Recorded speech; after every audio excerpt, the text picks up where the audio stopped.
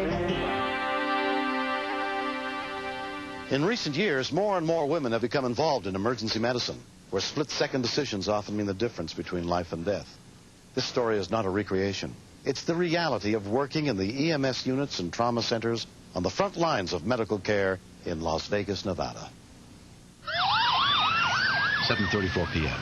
Paramedics are dispatched to a traffic accident. We got one DOA here at this time. Let's go ahead and get the coroner responding at this location. Fatal. We got some information over the radio that this was a 3-victim accident, and one of the victims was dead at the scene. Control 927 arrived. In spite of all our safe driving techniques, if somebody comes through a red light with a 3, 4, 5,000 pound vehicle, he's going to get you. Got a truck on the left as well.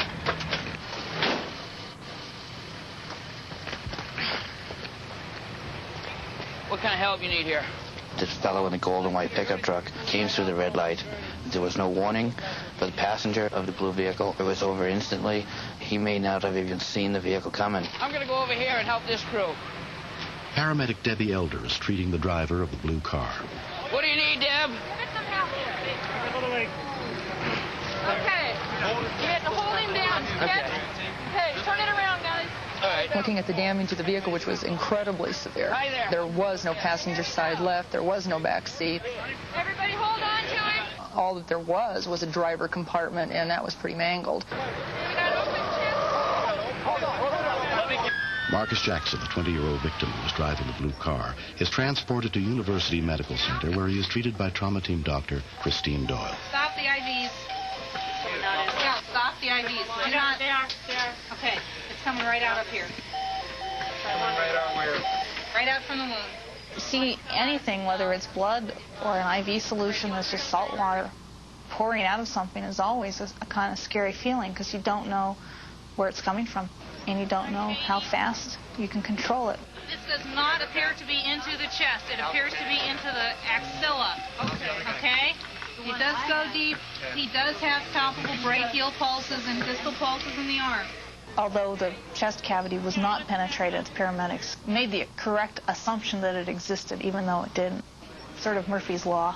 Treat something that can hurt you, even if it's not there. Yeah, we need to scan him head and belly, and we also probably should shoot his arch. We may want to do that first. A CAT scan is taken of Marcus's head and chest. Marcus's mom was expecting the worst because of what had happened at the scene. So when you see him, it's going to be kind of scary. You understand that? Is he still living? He's still alive. Thank God. His blood pressure is Thank fine. God. His heart is working fine. Thank God. We're getting all these fancy x-rays, CAT scans. So far, everything looks okay. The head CT scan is fine. Marcus had seriously fractured his arm. But to be able to tell a parent or a loved one that their child or spouse is going to be all right is always a pleasant chore. It's always nice to be the bearer of good news. Thank you. We'll let you see him in a little bit. She took the time to let me hold her hand and listen to me. And that was important to me, what Dr. Doyle did. Not only her medical profession, you see what I'm saying? Because that's what she's being trained to. But the woman part in her and the human part in her opened her heart to me. You can't help but be human, and that means that you hurt for somebody. In this case, Marcus lost a friend and was seriously injured and unable to help his friend. And that always affects the patients, and it always affects us. There are times when you go off in a corner and cry. You can't not do it. There are times when you go home and you cry and you wonder what you did wrong, because you can't save everybody. And we were lucky. Marcus was lucky. If they hadn't have been there on the scene to give their support, if it wasn't anything but to lift his hand on the stretcher or to wipe the blood away, thank God for them.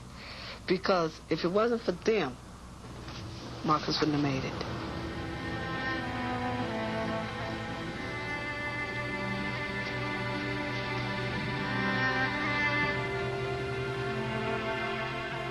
The driver of the pickup truck suffered only minor injuries.